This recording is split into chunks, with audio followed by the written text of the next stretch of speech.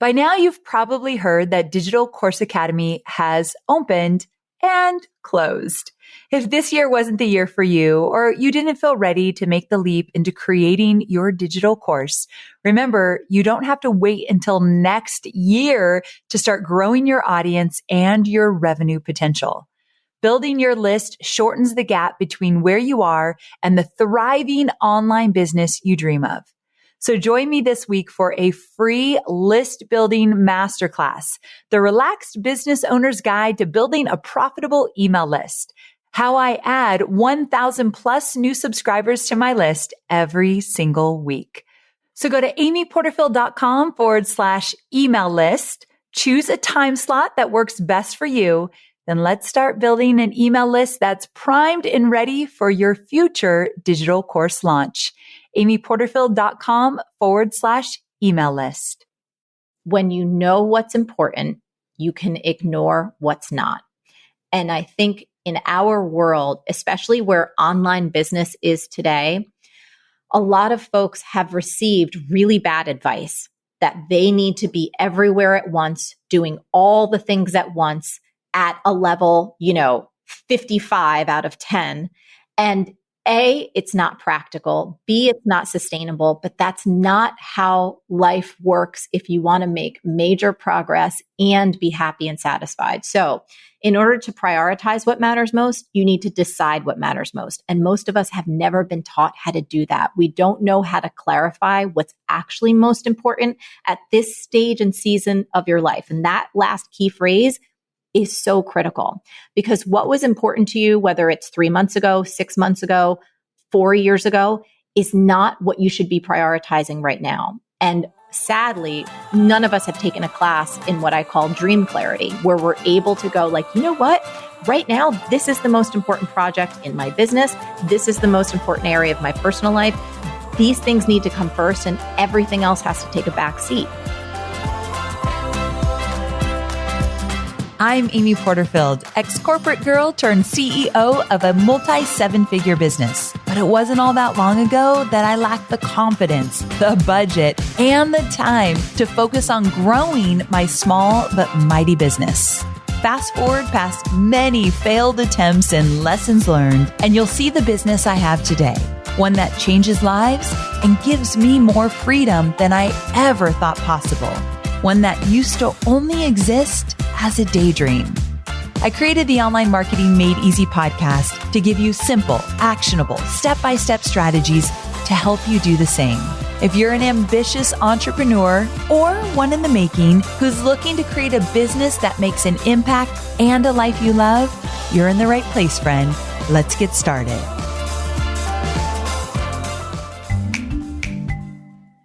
Real quick, I want to tell you about a podcast called No Straight Path.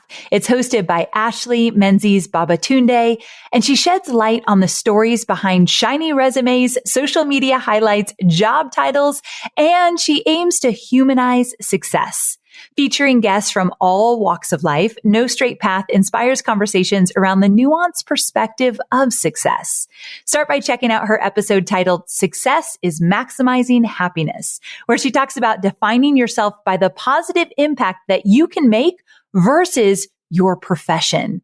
Listen to No Straight Path wherever you get your podcasts. Well, hey there, friend. Welcome back to another episode of the Online Marketing Made Easy podcast. Listen, usually on Tuesdays, I do a shorty episode, and then on Thursdays, I do my longer, in-depth interviews that are more step-by-step in details and all that good insight. Today, or this week, we are shaking it up. The longer episode is today, Tuesday. The shorter one will be on Thursday. The reason for that is that this is a really timely episode. I want to tell you about something that's coming up. So I thought, well, we're just going to switch it up because you know why? I'm the boss. And I want to remind you that you are the boss as well of your business. So when you want to change things up, when you want to shake things up and do things differently, you get to do that. So just a little reminder right at the top of this podcast episode that you are in charge. And if something needs to change or you want to shake things up, you absolutely get to do that. So anyway, just a little reminder. So speaking of shaking things up today, here's the thing. If you're listening to this episode, it's for one of two reasons. Number one, you are a super fan of my guest. And believe me, so am I. Or number two, you are intrigued by this idea of overcoming time stress, what that looks like. How do you do it? Well, if you've been needing that kind of advice to help you get out of the overwhelm, stress, and hustle, you have come to the right place. So my guest today is Marie Forleo. She's back again, but this time we are not talking about building an online business, which is usually what the two of us talk about. We are talking about time management and owning your time like a boss. I believe to my core that to be a successful entrepreneur, you must have a stellar relationship with time. You have to feel like you are in control of it and take ownership of it. Because if you don't, not only will you feel unnecessary stress, but you'll constantly feel like you're 1 or 2 or 5 steps behind. When I was getting started in my business and when I was getting really serious about figuring out how to manage my time, one of my biggest stressors is that I would wake up in the morning and I would be ready to conquer the day. And I'd put together a to-do list of 50 things. And by the end of the day, I realistically got done with 10 of them. I felt overwhelmed. I felt defeated. And I felt like there was something wrong with me. And I always felt like everybody else owned my time but me. My clients, my team, my students, they all owned my time because I was showing up for them. I was in meetings. I was doing trainings. I was doing action items my team needed. And I felt like everyone else had control of my time but me. That was just a decision. I realize now I was playing victim and that was just a decision I was making. And there was a way to turn that around. Now, years later, I've been able to turn that around, but geez, it took me a while because I didn't understand what wasn't working. I think this episode, if you've ever felt that way, that everybody else owns your time, I think this episode is going to shed a light on how to get out of that. So when I thought about doing this episode, like I want to talk about time management, I want to talk about becoming a genius in terms of owning your own time. The person I knew I had to talk to is my dear, sweet friend, Marie Forleo. She has spent years studying this. She has personally had challenges in this area beyond what you might even imagine. She's going to share what that looked like in this episode, and she's conquered it. She's overcome it. I've seen for myself the transition that she's had behind the scenes. And so I can attest that everything she's going to say is legit and really what she's gone through. So I think you're going to love the vulnerability and the behind the scenes look at what Marie's life looked like and what led her to becoming a time genius. She shared things that I didn't even know about her. And I feel like I'm a really good friend. So this was a really beautiful episode in terms of, oh, I just saw a different side of Marie Forleo. I think you're going to love that as well. So in this episode, we talk about time stress and how you can overcome it. But we also talk about what it looks like and why it's there and how to move beyond it. We talk about how to become a master prioritizer. If you ever think, I don't know what to focus on, I don't know what's most important, we're going to talk about that. How to stay grounded and focused during your busiest times, like a live launch. And we're going to talk about mantras to support you when it comes to actually owning your time. Her mantras, you're going to want to steal them. I already have. So remember I said that this is a timely episode, and the reason I wanted to do it Tuesday instead of Thursday this week is because something's coming up. Well, Marie's going to share this in this episode, but she's got this free masterclass that I've actually attended it before. I will attend it again. It is impeccable. I mean, the girl does webinars better than anyone I've ever seen, and it's called 3 Productivity Mistakes You Can't Afford to Make. 3 Productivity Mistakes You Can't Afford to Make. It's a free webinar. It's incredibly valuable. You will walk away thinking, holy cow, I'm so glad I didn't miss that. But it's timely. It's happening really soon. So amyporterfield.com/time. There's your link. amyporterfield.com/time. Go there right now. Grab your seat. And while you do that, while you sign up, let's bring on our special guest, Marie Forleo. Marie, welcome back to the show for the millionth time. I'm so honored to be back with you. It's a joy.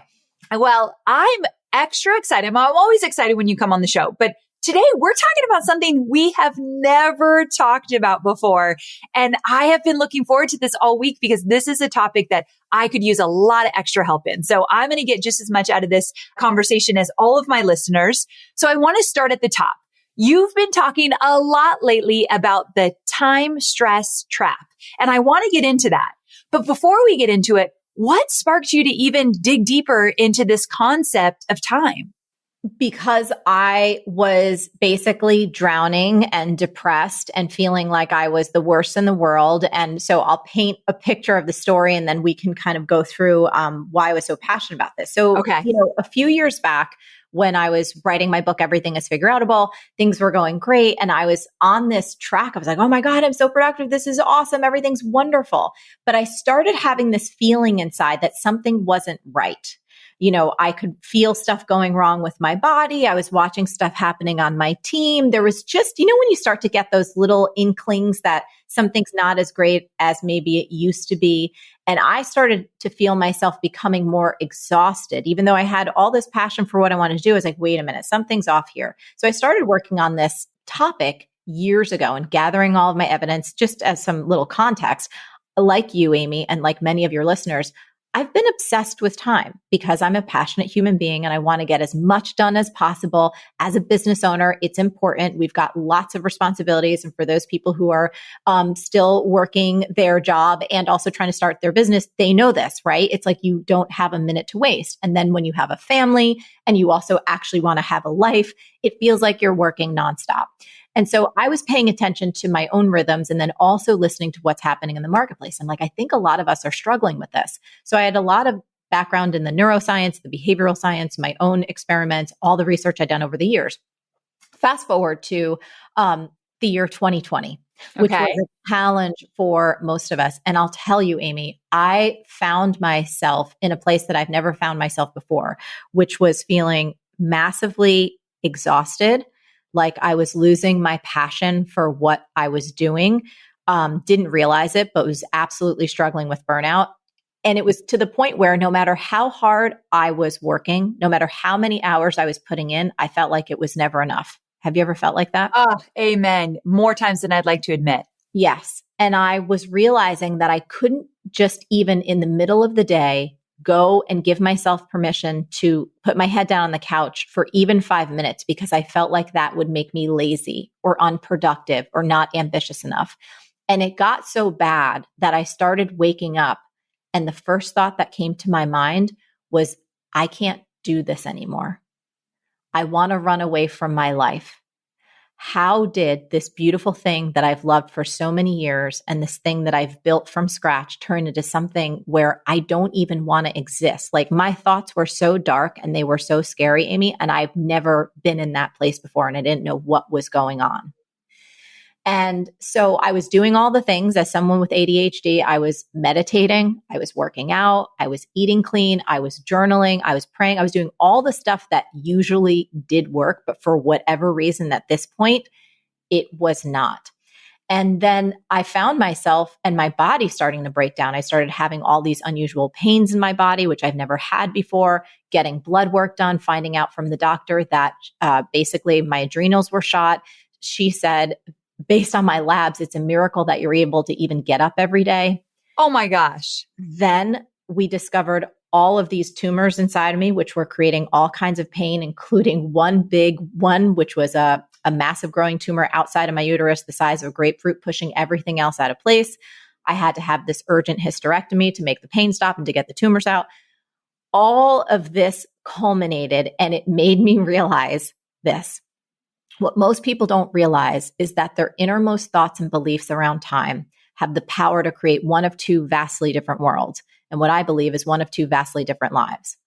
One is this toxic treadmill of never-ending stress and pressure and frustration and feeling like you're always behind and you're never doing enough and you can't catch your breath. And you push and push and push and you're hustling from the moment you wake up until when you go to bed. But the really important stuff that matters to your heart never seems to get attention. And no matter how much time goes by and how hard you work, you actually, at least this was true for me, having these like angry outbursts at people that you love and feeling like you have to have such tight control over everything and micromanage everything because you're feeling so out of control, and you become someone that you don't recognize and someone that you don't want to be. And you also know that your biggest potential is not being realized. Even though you're driving yourself into the ground, you have this experience like you know in your heart that you're meant for more, that more is possible for you, but it doesn't seem to make sense because you want to run away from your life. You have zero bandwidth, you have zero time, and you're like, what is wrong here? So that's the experience that I found myself in. And I was curious if anyone else experienced it. So quickly, I checked in with my audience. I sent out a survey because I was like, I'm really passionate about this. Is anyone else too? We had over 7,000 responses in less than 3 days. And I'm not talking like one word responses, Amy. I'm talking novellas where people were experiencing that same level of desperation and exhaustion and not knowing where to turn. And all of that to say that this is the world that I have deemed time stress. It's this trap that most of us have been conditioned into, that if you're not producing 24/7, you don't want your dreams bad enough, you're not hungry enough, you're lazy, you're unproductive. And it's a nightmare. And a lot of us got caught in it or are caught in it. And for me, have been. I figured out that there was actually a way out of that world. And so that's what made me dive into this so hard, was my own pain, witnessing other people's pain and going, there's got to be a better way. Oh my goodness. I had no idea. I had a little idea of that story, but I didn't know it was on such a bigger level than what I thought. So I really appreciate you sharing that. So this concept and what you've created is very personal to you. And I think that's where the best work comes from. So I really want to dive into it. So you're talking about this concept of time stress. And I just want to make sure that those listening, how can they best understand time stress? How can they identify it to see if this is something they're struggling with? So if you wake up every morning and you feel like you have so much to do and you don't even know where to start and you kind of feel paralyzed, if you work constantly, but you're not seeing significant progress on your most important dreams, if you feel guilty for taking a rest or a break, or when you do take a rest or a break and you're trying to be with your family or those you love, you constantly think, well, you should be working on something more important or all your projects are coming up. If you have angry outbursts from time to time because you feel so overwhelmed, and even though the people that come into your life, whether it's a team member or a spouse or a child or a friend, if they interrupt you, you wind up biting their head off. If you can't focus, if you have so many projects that you don't know which to work on first, if you're constantly beating yourself up or waking up like I was saying, I can't keep going like this, especially for entrepreneurs who are like, wait a minute, I got into this whole thing because I wanted more freedom, but I feel more chained down and more burdened and more overworked than ever. There's a good chance that you might be like most of us were, or most of us are, stuck in this hellish nightmare that I call time stress. And it's a time paradigm that we've been conditioned into. And again, thankfully, there is another option. There's another option. Okay. So we're going to talk about the other option for sure. But one thing that I'm guilty of is taking on too much and ignoring what the true priorities are in my life, which, as we all know, it just leads to overwhelm.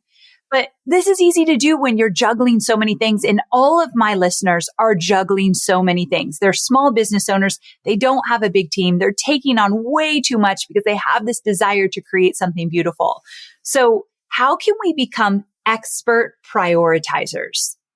This is probably one of the mantras that has served me throughout my career that I keep coming back to and using as my foundation for not only my sanity, but my health and also the prosperity and the profits in our business and in my life.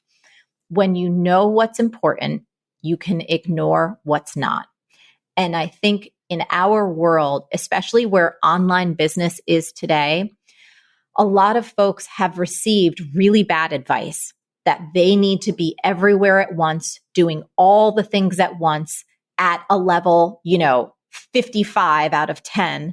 And A, it's not practical. B, it's not sustainable, but that's not how life works if you want to make major progress and be happy and satisfied. So in order to prioritize what matters most, you need to decide what matters most. And most of us have never been taught how to do that. We don't know how to clarify what's actually most important at this stage and season of your life. And that last key phrase is so critical, because what was important to you, whether it's 3 months ago, 6 months ago, 4 years ago, is not what you should be prioritizing right now. And sadly, none of us have taken a class in what I call dream clarity, where we're able to go like, you know what, right now, this is the most important project in my business. This is the most important area of my personal life. These things need to come first and everything else has to take a back seat. We're just inundated every single day with tons of information, tons of data. It comes in through our phones, it comes in through our iPads, through our email. And it's like we have this gluttonous approach that we should be everywhere at once, doing all the things at once. Yet that is the exact opposite of what not only creates progress, but fulfillment, satisfaction, and a sense of ease. Yes. Amen to that. I mean, it's such an important concept to grasp. I wish I had that type of knowledge and understanding 13 years ago when I was starting this business, because I would have done things so differently. But I think the beauty of what you're teaching and what you're sharing is that no matter where you are in your journey, you can apply these lessons. Oh, 100%. Like, Amy, I don't know if you can relate to this, but I can. It's like, as a multi-passionate person and as someone who has ADHD, it's very easy for me to create chaos. It's very easy for me to take on too much, even though I know better. And so for me, part of this notion of becoming what I call a time genius, which is the whole other paradigm, this whole other universe that is the opposite of time stress, right? It's this place where you know what's important. You focus on that. You don't take on 20 or 30 different priorities at once. You have one primary project at a time and everything else can fit in maybe. But my point is this. These are practices. This is not a one-time event. And for someone who's multi-passionate, for someone who's an entrepreneur and has way more ideas than they have time to execute, these are things that we come back to that not only help keep us sane and healthy, but that actually keep us moving forward in a very profitable way. So rather than getting distracted and unfocused by the latest strategy someone said that you need to do this about your webinars, or you need to run your challenge this way, or you should be doing this on TikTok, or whatever the thing is, when you have a primary project and when you decide what's most important, there's this incredible freedom and spaciousness that comes because you can easily ignore the things that are not your priority right now. Doesn't mean that they may not come and you might not want to re-examine that 3 months, 6 months down the line. But just as a concrete example, when I was creating this program, Time Genius, it was my primary project for probably about 6 months. And everything else that was coming into my world, requests for another book, speaking engagements, opportunities right, left, and center, like we all get. It was so easy, Amy, for me to say, no. Time Genius is my primary project. I want to create this thing in joy. I want to create it in ease. And Amy, I'll tell you, as someone who's been teaching for over 20 years, it was the most joyful process to create this incredibly robust thing that's all rooted in neuroscience, neurobiology, behavioral science, my own experience. And it came pouring out of me because I wasn't being pulled in a gajillion directions. Okay, that right there in and of itself is so important for my audience to hear.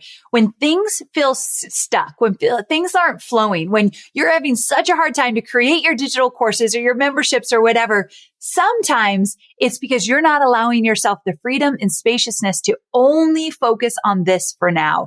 And I can attest to it from you being your friend. When I reach out to you, I'm well aware you are deep into one thing usually. It's like a very beautiful thing about how you operate. Like I'll say, what are you working on? And you literally will tell me one thing. Yes. You do right when you came on this call. Yes.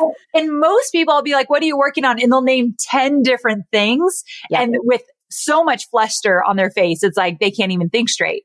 So I've seen it in action with you. I totally get it. I love this concept so much. So I want to dive into it a little bit more. So let's say you have a wildly busy day coming up, or a busy week, or a couple busy weeks coming up.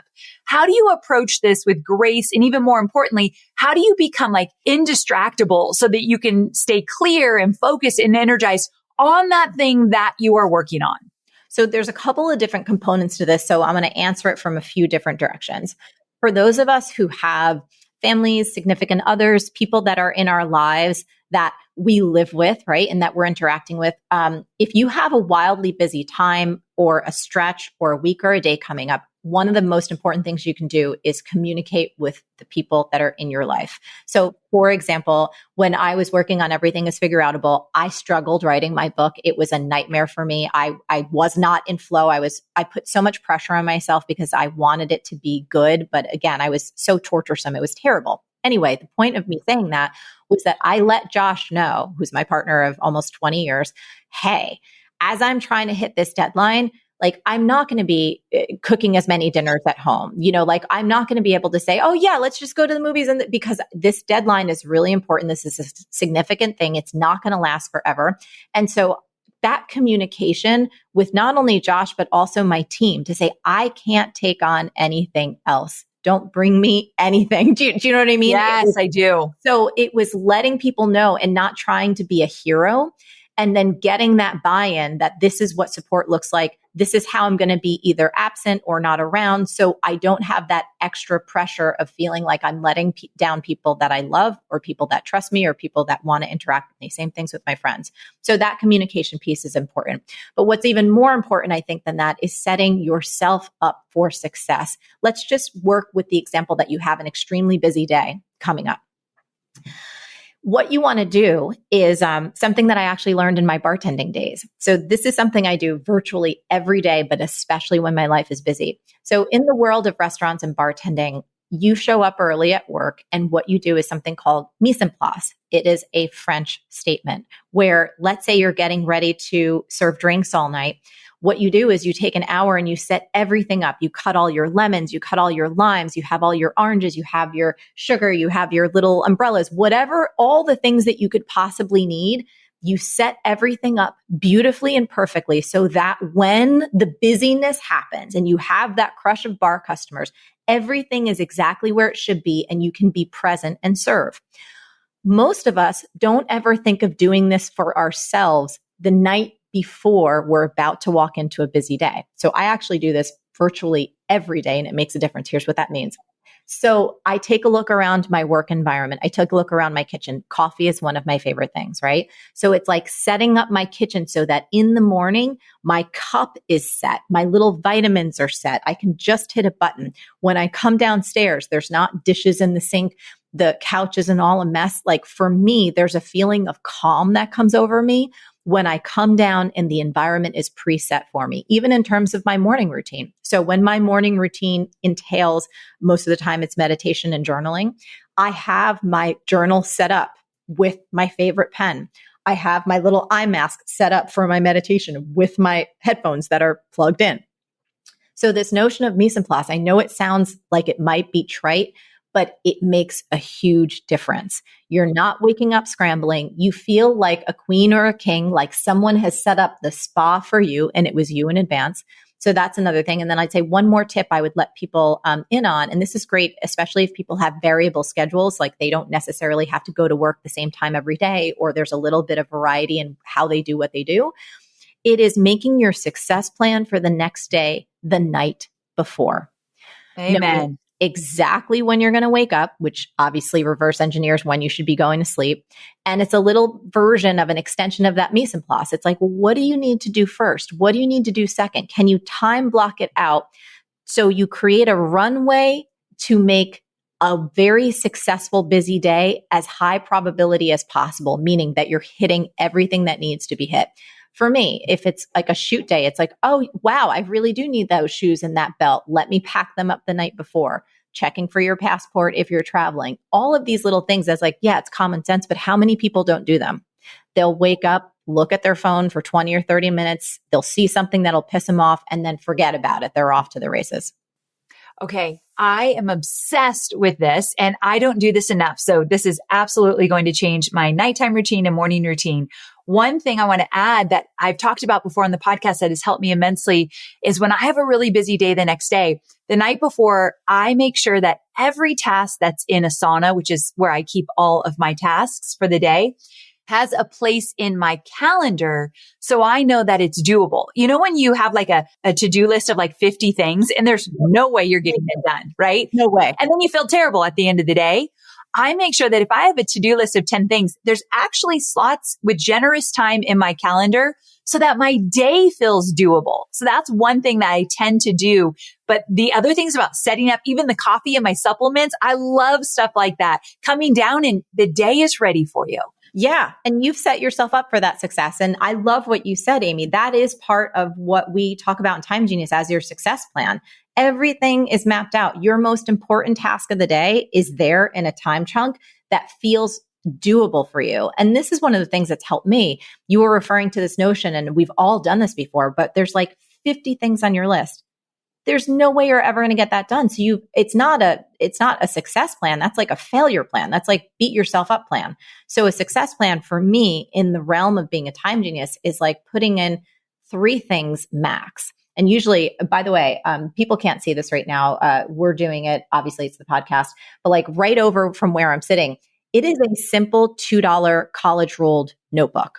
Right? That's what I write stuff down in. You know, for people, it's like, oh, what kind of planner you use? I'm like, being a time genius has nothing to do actually with external expensive tools. You can use those if you like, if they make you happy, but it has not to do with the right app on your phone. I don't even think it has to do with your team, quite frankly, because if you don't make an adjustment to what's happening internally, to your own thoughts, beliefs, feelings, and language around time, the overwhelm will never end. The frustration will never end. You'll never find your ability to focus and flow.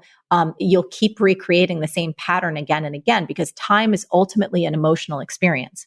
It doesn't have to do with what's happening on the outside. And even though, of course, we talked about these fun little tips, I just want to underscore that because, Amy, and I'm not kidding, the health challenges that I went through that I am 100% convinced were a byproduct of how stressed out I was making myself because I was caught in this paradigm of time stress. I couldn't even have bread anymore. Like the doctors told me, like, girl, you can't eat gluten. As an Italian American, do you realize what that means? Like, that's misery to me. I went through years of going like, oh my God, I can't have this. I can't have that. I have healed this thing. Like this stuff works so much. I just have to tell you this. It's like, I can literally eat anything again. When my doctors went through my labs, my body, I've reset everything. And yes, of course, I eat clean and blah, blah, blah, blah, blah. I'm not going to fill myself up with crap that doesn't actually fuel me. But the fact that I was able to heal from all of those things that were ailing me, the fact that I haven't been suffering from the anxiety and the depression, I was like, where is this coming from? And I felt so much shame around that. Just from changing my own internal narrative about time and the pressure I was putting on myself. Like that's why I'm so passionate about this.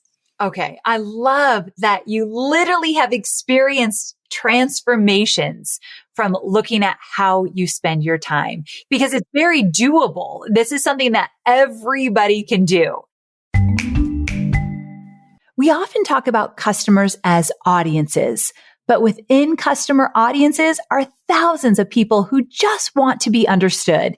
And we all have our quirks. People who love workout clothes, but hate working out.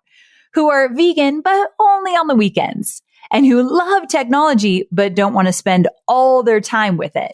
Truly understanding your audience starts with connecting with them. Enter HubSpot, a powerful all-in-one CRM platform crafted for growing your business. It's a connected customer platform that provides more than just software and helps you create deeper, more meaningful relationships with your customers.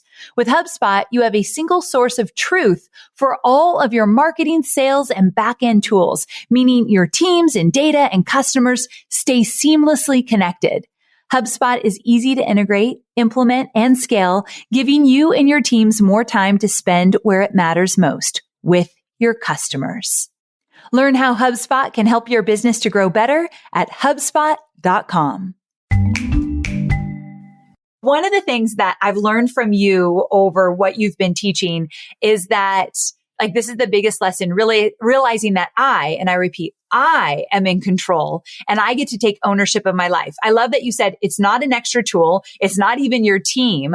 I'm not at the mercy of some imaginary time god. So Can you share what it's like to take total full ownership of this, and how has that changed your relationship with time? Yeah. And I think this is really important and it can feel really sensitive. So I just want to say this, as someone who, while I don't have biological kids, my stepson came into my life when he was about 9 years old. And, he's almost 30 now.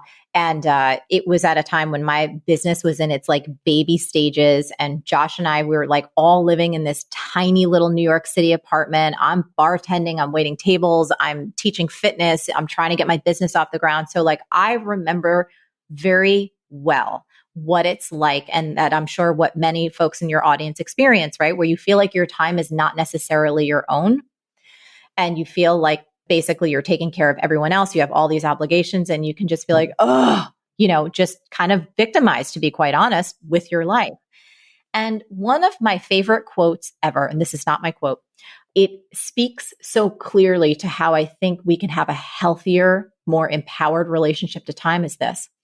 The bad news is time flies. The good news is you're the pilot. Ooh, that's good. I'm going to say that one more time. The bad news is time flies. The good news is you're the pilot.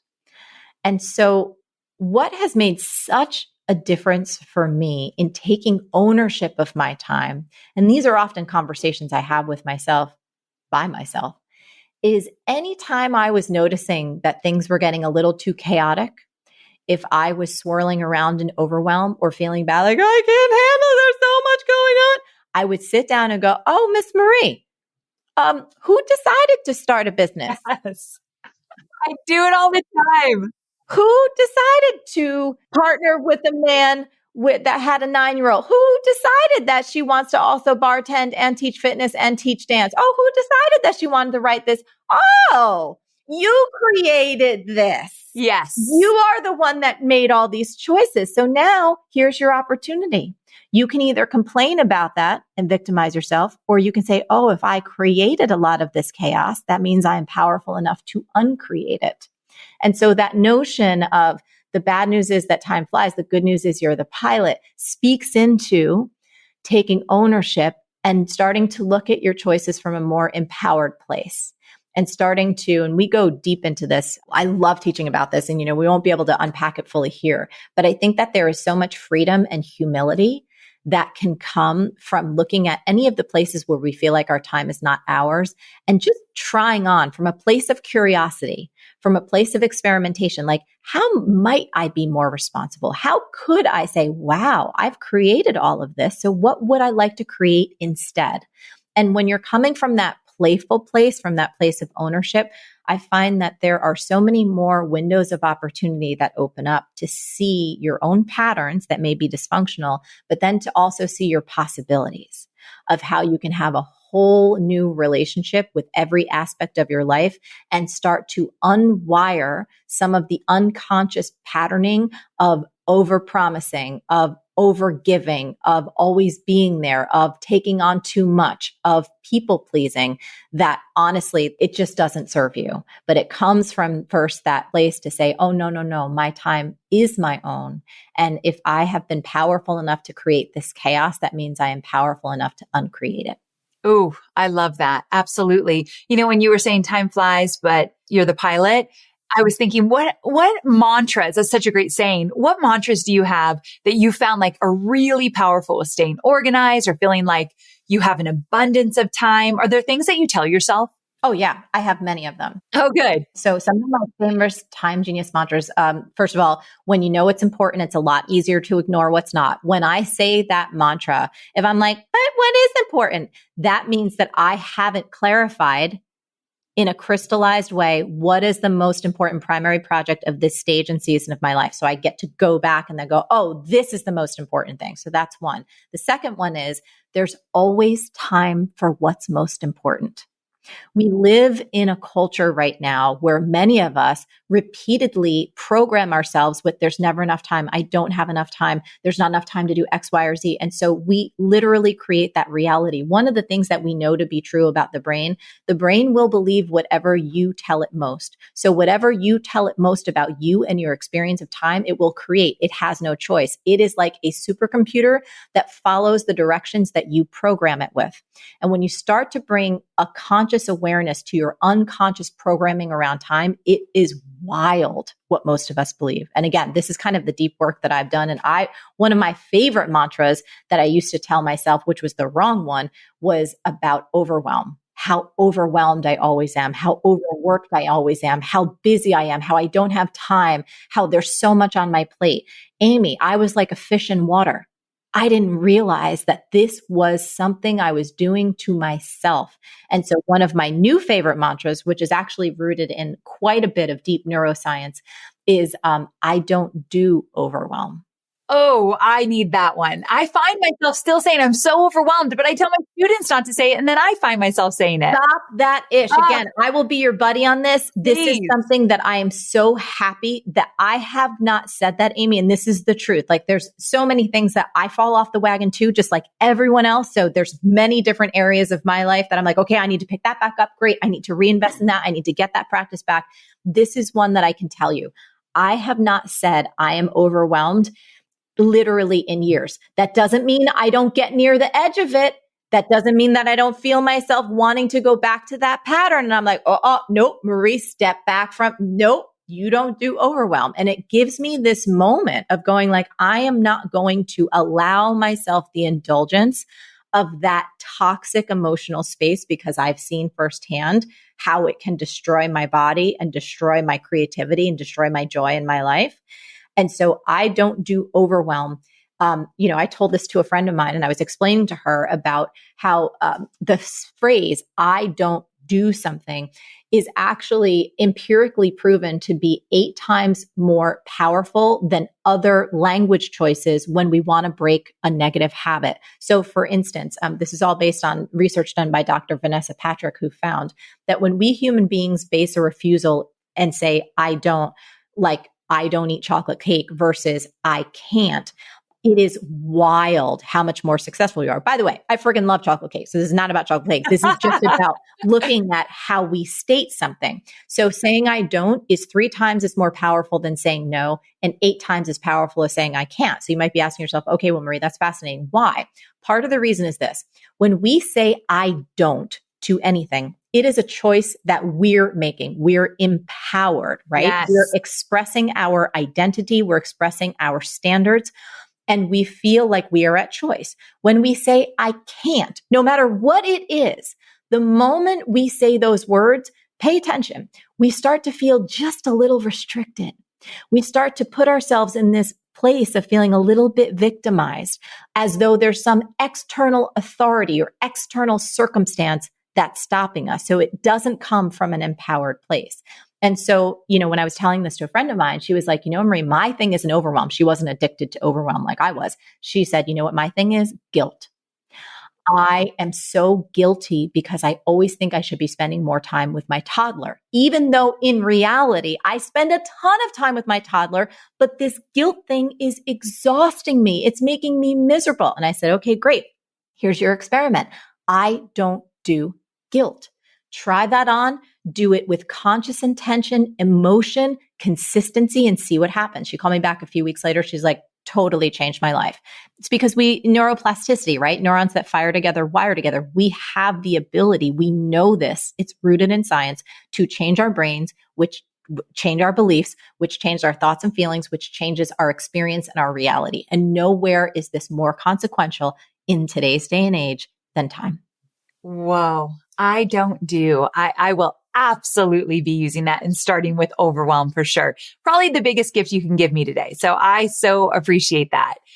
Okay. So let's talk shop a little bit because you have a course called Time Genius, and I absolutely am obsessed with this. I think everybody should check it out. But first, let's talk about Time Genius and what this looks like. And I'm assuming, well, now I know the answer. Everything you teach in this, you use. Oh my gosh. Yes. So, we started the story like with myself going through this enormous breakdown and having all of these experiences and then recognizing that so many people in my audience all around the world, Amy, it was heartbreaking. I'm like, oh my God, people are struggling just how I am. Different stories, but the same core things. And I said, I know I can help as the person who says everything is figure outable. And like, I'm going to help heal myself. And then I'm going to share this with others. So I was like, look, we're all overwhelmed. So I want to create something that is powerful and potent and that people can get through fast. So there's actually 5 parts to the Time Genius framework.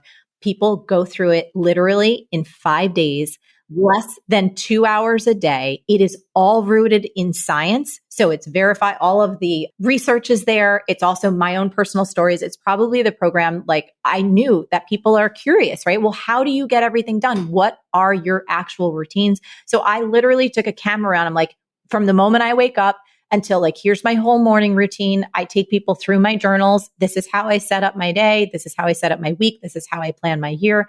But again, it's not just like me. It's like, here's the science that proves this is why this is going to help you, especially for people that have neurodivergent brains like I do, or it's just like you're in the normal world and you're like, yeah, it's chaotic. I'm having a lot of trouble focusing. Please help me. It's great for people like us. It's also great for multi-passionate people because when you're multi-passionate and you have many different things that you want to do, you don't necessarily have to fit yourself into a rigid system. Time Genius is not a rigid system. It's basically, the way I like to explain it is, let me give you the very best of behavioral science and neuroscience and neurobiology so that you understand how this big, beautiful brain of yours and how your body is going to work optimally.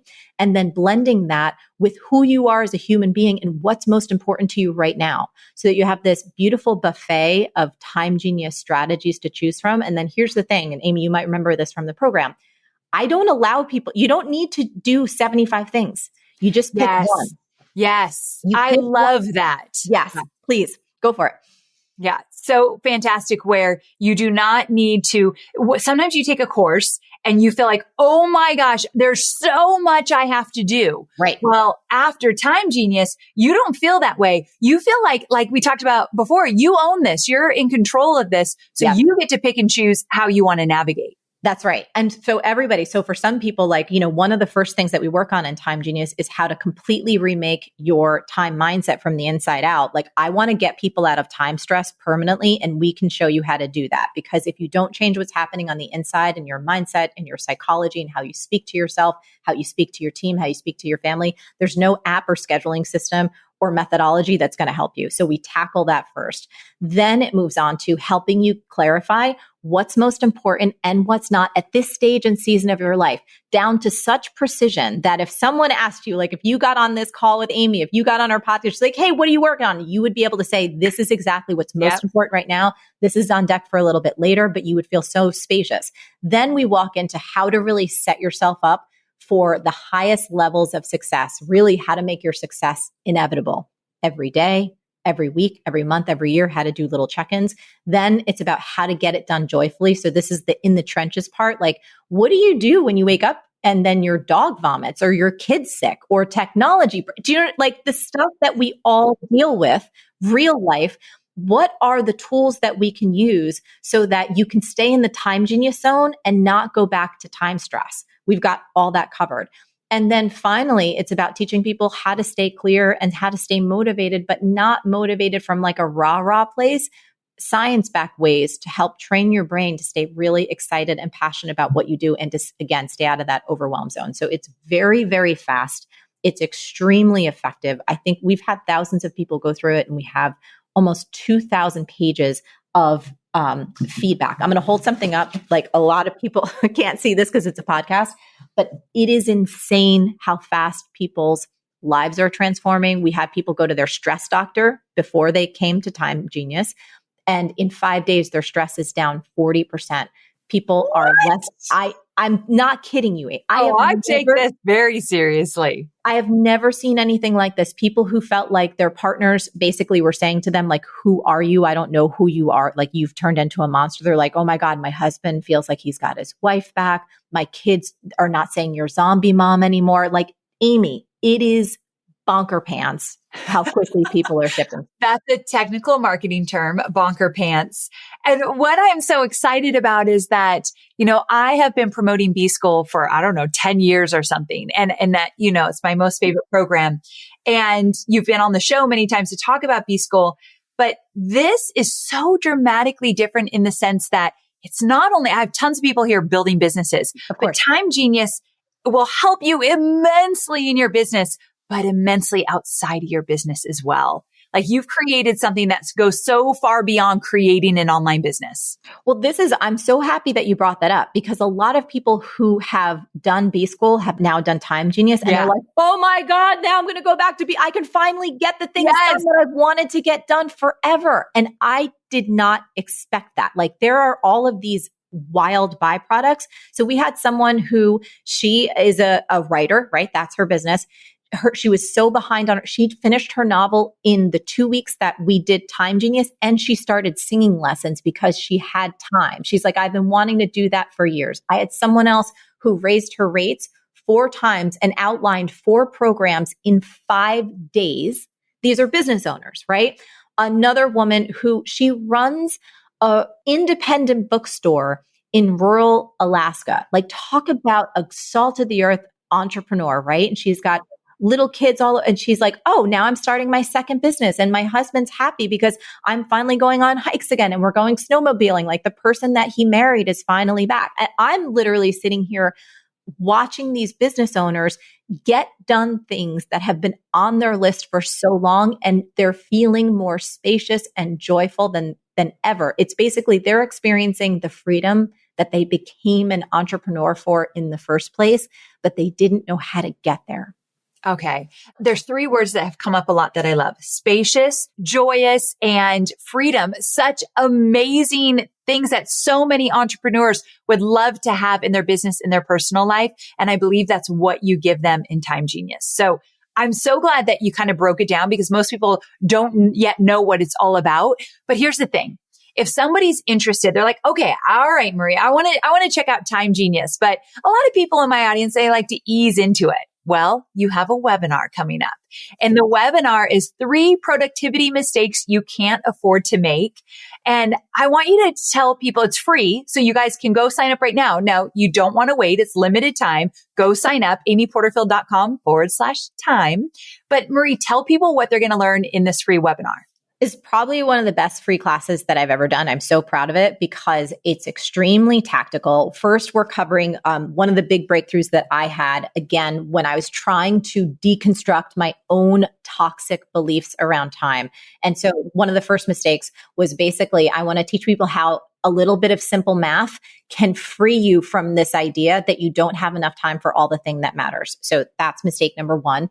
Then I'm going to teach people my rule for getting way more done in less time. It's the most powerful planning principle that I've ever come across. I use it every single day, and it saves my butt, especially as someone who's multi-passionate, especially someone who has more ideas always. So you need to come and find that one. And then finally, we talk a lot about how being a Time Genius, whether you join us for the program or not, it's all about upgrading your internal beliefs, your narrative, and your mindset around time. If you can take one thing away from this conversation, I promise you this: if you struggle in any of the ways that I've shared that I've struggled with anxiety, depression, feeling burned out, feeling like no matter how hard you work or how many hours you put in, that it's never enough, if you can't take a break without feeling guilty or being with your family without thinking that you should be doing something for your business, please, for the love of all things holy, just allow me to show you an opportunity to not have those things be true anymore. You can be a more effective entrepreneur. You can be a happier, more present partner. You can be more creative, more joyful, and you don't have to torture yourself. But it's not about an outside app. It's not about finding the right COO or the right team member or the right delegation. It has nothing to do with that. We have to detoxify from this toxic hustle culture that we've all been absorbing probably for decades. And there is another way. And it doesn't mean that you're not ambitious. You can actually be even more successful, but more sustainably successful if you're just willing to look at what you've got going on the inside and just be willing to try in a few different possibilities. I love that term, sustainably successful. It's very different than the hustle successful. So I am so excited for my audience to check this out. My friends, it's free. Marie does some of the best webinars on the planet. amyporterfield.com/time. Go grab your seat. I will absolutely be there with you. And Marie, I just absolutely adore you. Thank you so much for being here. And thank you for your friendship and support for all these years. It's such a pleasure to know that we still have this beautiful friendship. Thank you, Amy. And thanks everyone for listening today.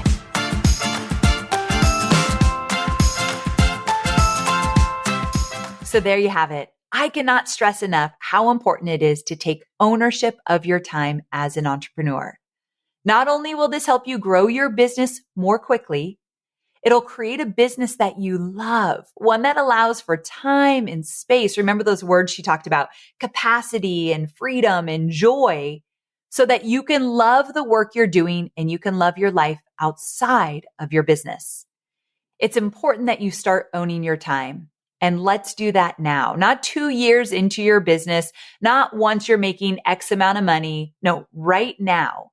I wish that I learned how to own my time on day one of starting my business. It was years and years of painful overwhelm until I figured this out. So the more you let time dictate your schedule, the harder it will be to reel it in and stick to a schedule that feels good to you. So I had so many years of bad habits with not owning my time that it was a painful transition to get to where I am today. It doesn't need to be that way. You don't need to make the mistakes that I've made. So I think the very next perfect step is to get on her free training. So it's 3 productivity mistakes you can't afford to make. amyporterfield.com/time. I want you to go there right now if you haven't done so already. And just remember, she's going to talk about truly understanding the cost of time stress, why the most important things you need to get done never actually get done, and the importance of upgrading your mindset regarding time. Those are the 3 things she's going to talk about. So go grab your spot. I will see you there live. This is something you don't want to miss. And for all of my marketing students that love a good webinar or doing webinars themselves or want to do webinars, whenever you get a chance to get on a highly valuable, really well done masterclass, you always want to learn from that. So get on the masterclass to learn how to own your time, but also see how an expert does a really well done, valuable webinar. amyporterfield.com/time. All right, my sweet friends, I will see you Wednesday for Wisdom Wednesday. And then Thursday will be my shorty episode this week, where I'm actually going to be riffing on, that's such a funny term. I learned it from Tony Robbins, like, let's riff, let's talk about one very specific topic that has to do with a mantra that Marie mentioned in this episode. I'm going to take one of her mantras. I'm going to dial it down even deeper, go behind the scenes of my business and share with you how I've used that mantra to change how I view time and what my schedule looks like now. So I'm taking you behind the scenes in my next shorty episode. It will be this Thursday. I'll see you there.